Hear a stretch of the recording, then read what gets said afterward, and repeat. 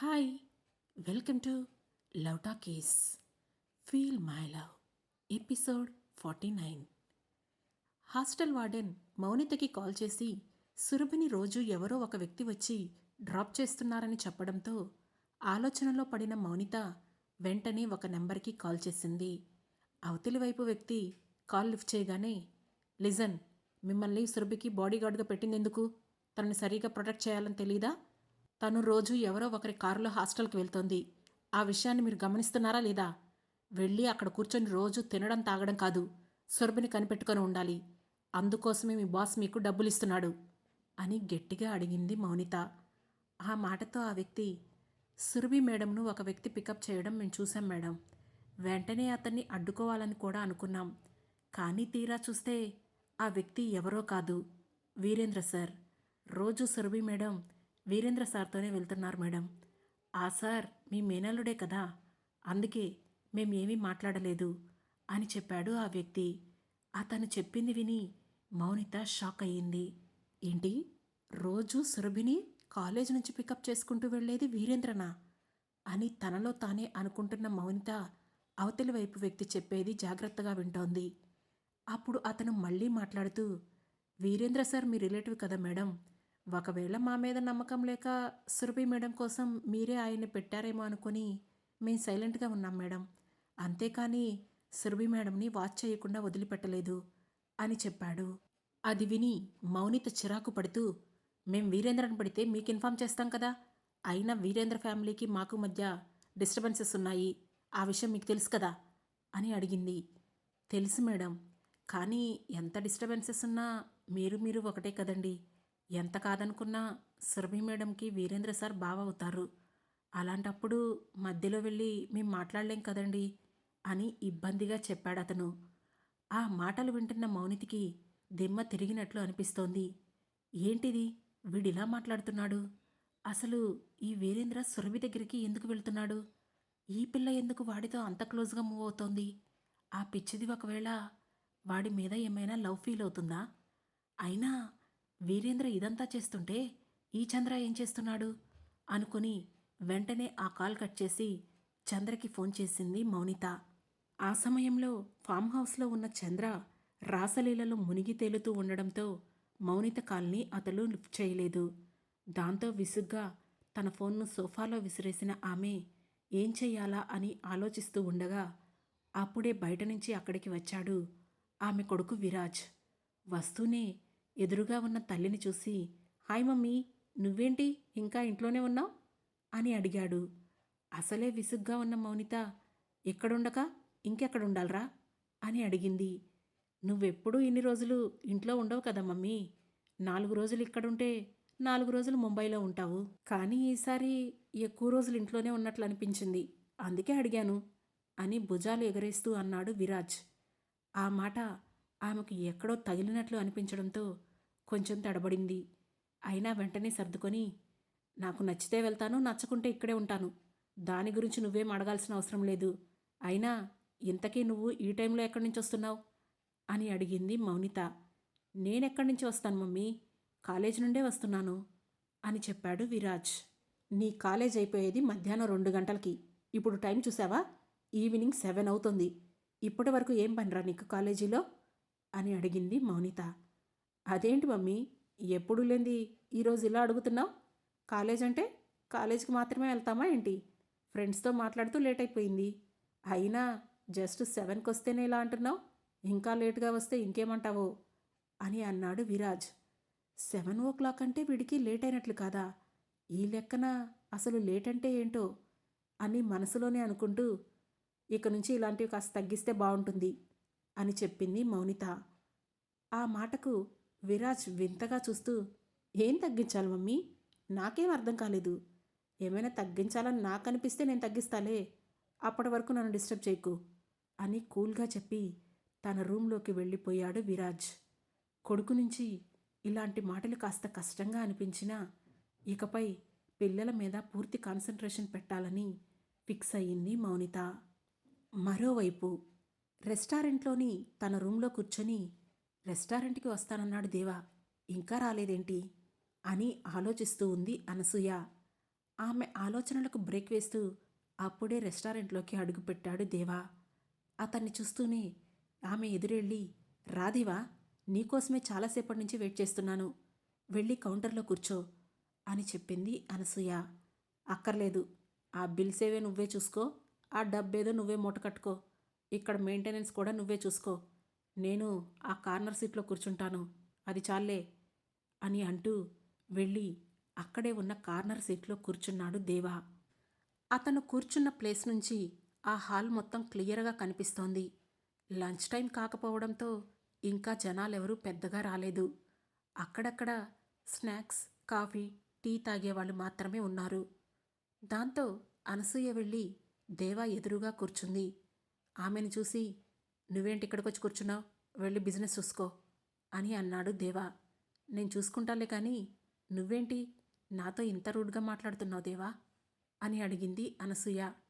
ఏ, నా మాట వినాలని అనిపించడం లేదా, లేక ఇలా మాట్లాడుతుంటే నేను నీకు నచ్చడం లేదా అని అడిగాడు దేవా. నువ్వెలా ఉన్నా నాకు నచ్చుతావు, నువ్వంటే నాకు పిచ్చిష్టం దేవా. బట్ నువ్వు నాతో ప్రేమగా మాట్లాడితేనే నేను బాగుంటాను, లేదంటే నాకు బాధగా ఉంటుంది, ఇంకా చెప్పాలంటే పిచ్చెక్కిపోతోంది అని అంది అనసూయ. ఆ మాటతో కళ్ళు మాత్రమే పైకెత్తి ఆమె వైపు చూశాడు దేవా. నిజంగా నువ్విలా ఉంటే నాకు నచ్చడం లేదు దేవా. సరే, నువ్వు ఎందుకు ఆ అమ్మాయి మీద పగతో ఉన్నావో అది నీ ఇష్టం, నాకు దానితో ఎలాంటి సంబంధం లేదు.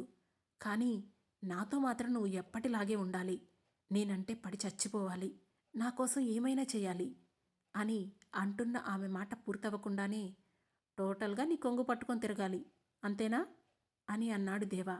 ఎగ్జాక్ట్లీ అంతే దేవా అని డైరెక్ట్గా చెప్పేసింది అనసూయ. సరే, నేను ఎప్పటికీ నీ కొంగు పట్టుకొని తిరుగుతాను, ఆ విషయంలో డౌట్ లేదు. You are my angel baby. But నా పగ విషయంలో మాత్రం నాకు అడ్డొస్తే ఇంత ప్రేమను కూడా పక్కన పెట్టేసి చంపేస్తాను అని నిర్మోహమాటంగా చెప్పేశాడు దేవా. అస్సలు రాను, సరేనా? నువ్వేం చేసినా అది నీ ఇష్టం, నాకు సంబంధం లేదు, నువ్వు మాత్రం నాతో బాగుంటే చాలు అని చెప్పింది అనసూయ. సరిసర్లే, అవన్నీ వదిలేయి, నైట్కి రెడీగా ఉండు, అసలే ఈ గోలతో నిన్న రాత్రంతా వేస్ట్ చేశావు అని అన్నాడు దేవా. ఆ మాటతో చిన్నగా నవ్వి, ఖచ్చితంగా రెడీగా ఉంటాను, మిస్ యూ దేవా అని చెప్పి లేచి అక్కడి నుంచి వెళ్ళిపోయింది అనసూయ. సహస్రం మీద ఉన్న పగ గురించి ఆమె పట్టించుకోనని అంత జెన్యూన్గా చెప్పడంతో దేవా కూడా రిలాక్స్ అయ్యాడు. కానీ అతనికి తెలియని విషయం ఏంటంటే అనసూయ ఆ విషయాన్ని అంత ఈజీగా వదిలిపెట్టలేదు. ఎలాగైనా సరే సహస్రపై దేవకి అంత పగ ఎందుకో తెలుసుకోవాలని ఆమె ఫిక్స్ అయింది.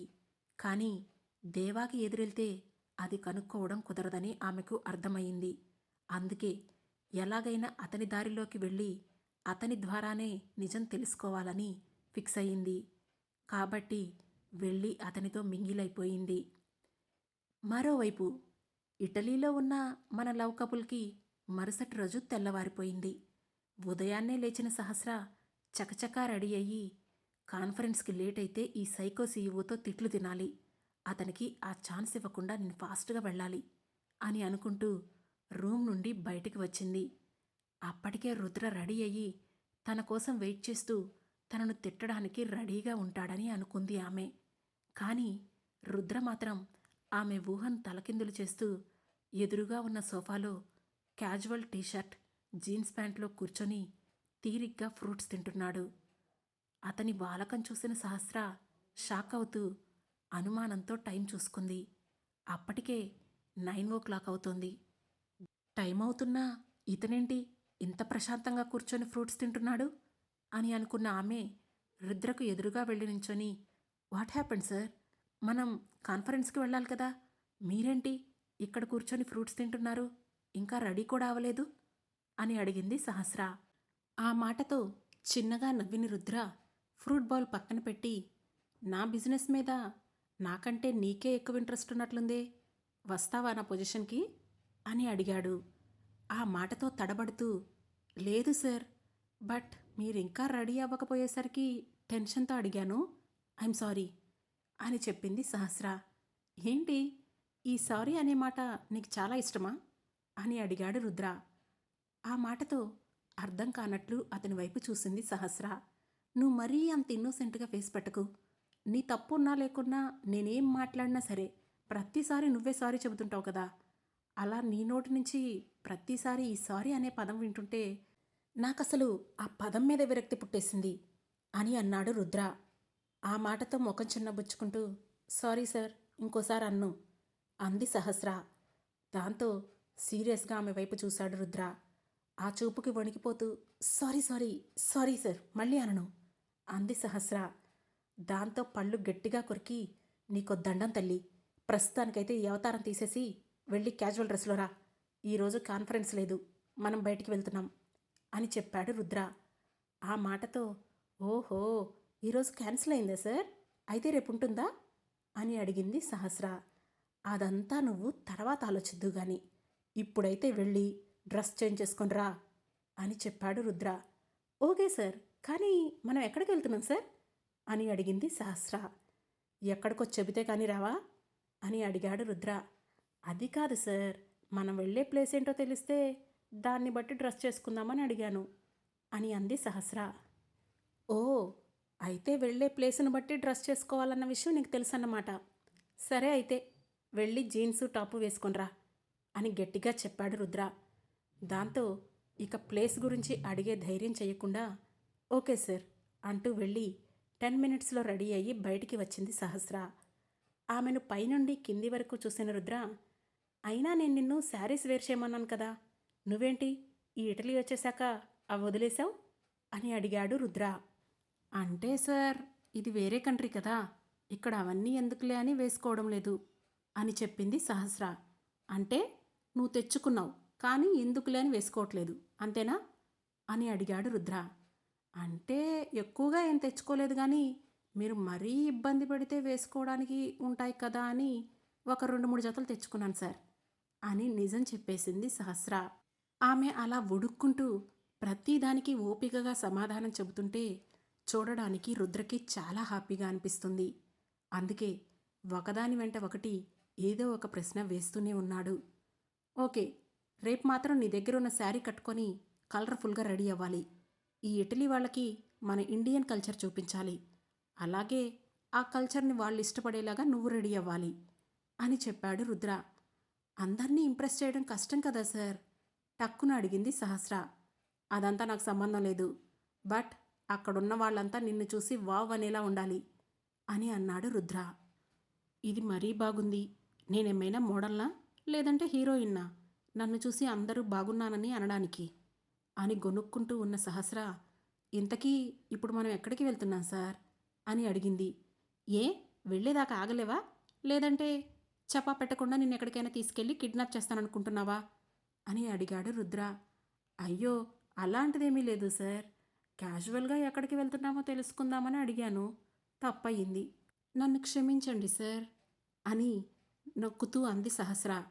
ఆమె మాటలు విని ఆమె వైపు సూటిగా చూస్తూ, నీ దగ్గర చాలా కటింగ్స్ ఉన్నాయి, కాస్త తగ్గించుకుంటే బాగుంటుంది, పదా ముందైతే టిఫిన్ చేద్దాం అంటూ రూమ్ నుంచి బయటికి వచ్చాడు రుద్ర. అతని వెనకే వచ్చిన సహస్ర రూమ్ డోర్ లాక్ చేసి యాక్సెస్ కార్డును రుద్రకు ఇవ్వబోయింది. ఏ, ఈ కార్డు కూడా నువ్వు మోయలేకపోతున్నావా అని అన్నాడు రుద్ర. అది కాదు సార్, నేను హ్యాండ్ బ్యాగ్ తెచ్చుకోవడం లేదు, జస్ట్ మొబైల్ మాత్రమే తెచ్చుకుంటున్నాను, అందుకే మీకిచ్చాను, వద్దంటే చెప్పండి నేనే పట్టుకుంటానులే అంది సహస్ర. నువ్వు అలా చేత్తో పట్టుకొని తిరగాల్సిన అవసరం ఏమీ లేదు, నీ పాకెట్లో కూడా పెట్టచ్చు అంటూ చనువుగా సహస్ర చేతిలో ఉన్న యాక్సెస్ కార్డును తీసుకొని ఆమె బ్యాక్ పాకెట్లో పెట్టేశాడు రుద్ర. సడన్గా అతను చేసిన పనికి షాక్ అయిన సహస్ర వెంటనే ఒక్క అడుగు వెనక్కి జరిగి, సార్ ప్లీజ్ మ్యాన్ హ్యాండ్లింగ్ చేయొద్దు అని అంది. షడప్, నేను ముట్టుకోవడమే కష్టం అనుకున్న దానివి నిన్న ఫ్లైట్లో టోటల్ బాడీ టచ్ చేస్తూ ఎలా జర్నీ చేశావు, ఆల్మోస్ట్ నా మీద కూర్చుందే కాకుండా నైట్ అంతా నా భుజం మీద వాలి నిద్ర కూడా పోయావు, అదంతా వదిలేసి ఇప్పుడు జస్ట్ చిన్న టచ్కే ఓవర్ యాక్షన్ చేస్తున్నావా అని అన్నాడు రుద్ర. దాంతో ఇక అతనితో మాట్లాడి గెలవలేను అని అనుకున్న సహస్ర సైలెంట్గా అతని వెనక నడిచింది. ముందు నడుస్తున్న రుద్ర మాత్రం మనసులో నవ్వుకొని, మరీ ఇంత మెతకైతే ఎలా సహస్ర, నువ్వు ముందు నుంచి ఇలానే ఉన్నావా లేదంటే నా దగ్గర ఇలా బిహేవ్ చేస్తున్నావా, అసలు నీ బిహేవియరే ఇదే, లేదంటే ఓవర్ యాక్షన్ చేస్తున్నావా అని అనుకుంటూనే రెస్టారెంట్ వైపు నడిచాడు. కాసేపటికి ఆ ఇద్దరు ఆ హోటల్లోనే ఉన్న రెస్టారెంట్కి వెళ్ళారు. కనీసం ఆమెని ఏం ఆర్డర్ చేసుకుంటావు అని కూడా అడగకుండా ఇద్దరికీ కలిపి అతనే ఆర్డర్ చేశాడు. ఆ పదార్థాల పేరు కూడా సహస్రకి తెలీదు. దాంతో నాకేం కావాలో నన్నే అడగొచ్చు కదా, ఏవో పేరు తెలియని ఐటమ్స్ అన్నీ ఆర్డర్ చేశాడు. అవేంటో ఎలా ఉంటాయో తెలీదు. ఇప్పుడు వాటిని నేను తినలేకపోతే మళ్ళీ ఇతనితో గొడవ పడాలి అనుకుంటూ ముఖం చిన్నబుచ్చుకొని చుట్టూ చూస్తూ గడిపింది సహస్ర. కాసేపటికి వెయిటర్ బ్రేక్ఫాస్ట్ తీసుకొచ్చి ఇచ్చాడు. అదంతా ఇండియన్ బ్రేక్ఫాస్టే కావడంతో, ఓ ఇవన్నీ మనం తినేవే, కాకపోతే ఆయన ఇటలీ భాషలో చెప్పేసరికి నాకు అర్థం కాలేదన్నమాట. Thank God. అనవసరంగా చెత్త ఫుడ్ తినాల్సి వస్తుందేమోనని భయపడిపోయాను. పాపం ఈ బాస్ కొంచెం మంచోడే, నేనే అనవసరంగా తొందరపడి తిట్టుకున్నాను అనుకుంటూ తినడం మొదలుపెట్టిన సహస్ర, పర్వాలేదు, మన దగ్గరంతా మంచిగా కాకున్నా బాగానే తినడానికి వీలుగానే ఉన్నాయి అనుకుంటూ చక్కగా ఫుడ్ని ఎంజాయ్ చేస్తూ కంప్లీట్ చేసింది సహస్ర. ఆమె తినే విధానాన్ని ఇష్టపడే రుద్ర ఆమెను గమనిస్తూనే తన బ్రేక్ఫాస్ట్ కూడా కంప్లీట్ చేశాడు. ఆ తర్వాత రుద్ర బిల్ పే చేయడం పూర్తవడంతో, సార్ ఇప్పుడైనా చెప్తారా మనం ఎక్కడికి వెళ్తున్నామో అని అడిగింది సహస్ర. ఎక్కడికి వెళ్ళాలో నాకు తెలిస్తే కదా నీకు చెప్పడానికి, పద ట్యాక్సీ ఎక్కుదాం, వాడే ఎక్కడికో చోటుకి తీసుకెళ్తాడు అంటూ హోటల్ నుంచి బయటికి నడిచాడు రుద్ర. ట్యాక్సీనా? ఇండియాలో ఒక కంపెనీకి సీఈఓ ఇటలీ వచ్చి ట్యాక్సీలో జర్నీ చేస్తాడా అని ఆశ్చర్యపోతూ అడిగింది సహస్ర. ఆ మాటకు వెనక్కి తిరిగి ఆమె వైపు వింతగా చూస్తూ, సీఈఓ అయితే మనిషి కదా, అతను ట్యాక్సీ ఎక్కకూడదా? పిచ్చి పిచ్చి ప్రశ్నలాపి వచ్చి ట్యాక్సీ ఎక్కు. అయినా హైదరాబాదులో ఎలాగూ లగ్జరీగానే బతకాలి, మరో ఆప్షన్ ఉండదు. కనీసం ఎక్కడైనా నార్మల్గా ఉంటే నేను కూడా నార్మల్ మనిషిని అని గుర్తు చేసుకున్నట్లుంటుంది అని అన్నాడు రుద్ర. దాంతో సహస్ర అతన్ని అయోమయంగా చూస్తూ, అసలు ఇతని బిహేవియర్ ఏంటో అర్థం కావడం లేదే, ఇప్పుడే మంచోడు అనుకుంటాను, కానీ అంతలోనే మెంటల్గా బిహేవ్ చేస్తాడు. సరే చెడ్డవాడని ఫిక్స్ అయిపోదామా అనుకుంటే అంతలోనే వేదాంతం మాట్లాడతాడు. ఇంత కన్ఫ్యూజింగ్ పర్సన్ను ఇంతవరకు ఎక్కడా చూడలేదు అనుకుంది. ఇంతలో టాక్సీ రావడంతో వెళ్ళి డ్రైవర్తో ఏదో మాట్లాడిన రుద్ర ఆ తర్వాత కారు వెనుక సీట్లోకి ఎక్కాడు. సహస్ర కూడా వెళ్ళి రుద్ర పక్కనే కూర్చుంది. దాంతో రుద్ర సీరియస్గా ఆమె వైపు చూశాడు. ఆ చూపుకి తడబడుతూ, అంటే సార్ ఇది మన ఇండియా కాదు కదా, నేను వెళ్ళి డ్రైవర్ పక్కనే కూర్చోడానికి, నాకు అతని పక్కన కూర్చోవడం కొంచెం ఇబ్బందిగా ఉంటుంది అని చెప్పింది సహస్ర. ఓ అయితే నా పక్కన కూర్చోవడం ఇబ్బంది కలేదా అని అడిగాడు రుద్ర. మీ దగ్గర కూర్చోవడానికి ఏమి ఇబ్బంది ఉంటుంది సార్ అని నవ్వుతూ అన్న సహస్రని సూటిగా చూస్తూ వెంటనే బొటని వేలితో తన పెదవులు రబ్ చేసుకున్నాడు రుద్ర. అది చూసిన సహస్ర టక్కున రుద్రకి కాస్త దూరం జరిగి కార్ విండో వైపు నుంచి బయటికి చూడడం మొదలుపెట్టింది. దాంతో చిన్నగా నవ్వుకొని ఆమెతో పాటు బయటికి చూడడం మొదలుపెట్టాడు రుద్ర. కాసేపటికి కార్ సరాసరి పీసా టవర్ దగ్గర ఆగింది. సహస్ర కార్ దిగుతూనే వంకరగా ఉన్న ఆ టవర్ను చూసి, ఇదేంటి ఈ టవర్ ఇలా ఉంది, చూస్తుంటే ఇప్పుడే కింద పడేలా ఉంది అని అనుకుంది. అదే సమయంలో చాలామంది టూరిస్టులు అక్కడ చేరి ఫొటోస్ దిగడం, ఆ టవర్ ఎక్కడం చూస్తూ, ఏంటి సార్ ఇది, వీళ్ళకేమైనా పిచ్చా, ఆ టవర్ కింద పడితే అంతా చచ్చూరుకుంటారు, అదంతా చూసుకోకుండా ఆ టవర్ చుట్టూ తిరుగుతూ అందరూ ఆ టవర్ ఎక్కుతున్నారెందుకు అని అయోమయంగా అడిగింది సహస్ర.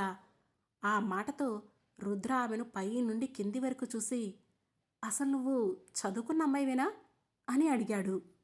ఆ డౌట్ ఎందుకు వచ్చింది సార్ మూతి ముడుచుకుంటూ అడిగింది సహస్ర. తమరి నాలెడ్జ్ చూస్తే నాకేంటి, ఎవరికైనా ఇదే డౌట్ వస్తుంది వెక్కిరింతగా అన్నాడు రుద్ర. అంత తెలివి తక్కువ పని ఇప్పుడు నేనేం చేశాను సార్ అమాయకంగా అడిగింది సహస్ర. ఏం చేశావో ఇంకా నీకు అర్థం కాలేదా, అసలు ఈ టవర్ గురించి నీకు కొంచెం కూడా తెలీదా అని అడిగాడు రుద్ర. లేదు సార్, ఇది అంత ఫేమస్సా, అయినా ఇందులో అంత గొప్పతనమేముంది అని ఆ పీసా టవర్ను పైనుండి కింది వరకు చూస్తూ అడిగింది సహస్ర.